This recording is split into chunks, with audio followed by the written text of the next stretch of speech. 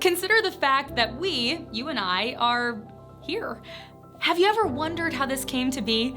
The universe we live in has 2 trillion galaxies made up of 200 billion trillion stars. At every level, the universe is bursting with changes from one state to another. So how did these processes begin, and what keeps them going? Most important, how did they get to be here? Did they have any power to bring themselves into existence? No. For this to happen, they would have to exist before they existed.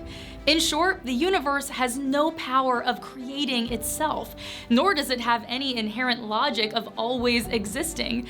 But nothing can come from nothingness. So how did the universe get here? The only answer is that it originated from something that has the inherent power of always existing. Something that is self-powered, with no limit or end.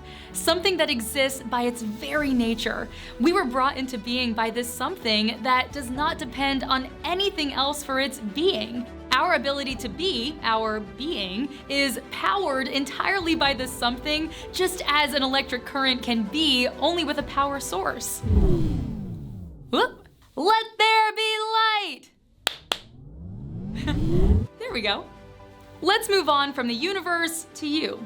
Have you ever wondered who you are and how you came to be? Your brain is made up of 80 to 100 billion neurons. Each neuron is made up of some 100,000 molecules and is mostly water.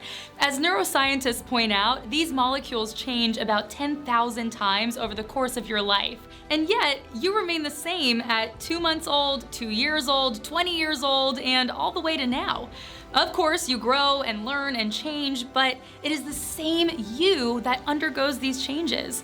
So what is it that stays the same? Well, it's clearly not something physical, because the physical, as for instance your neurons, are in a constant state of flux.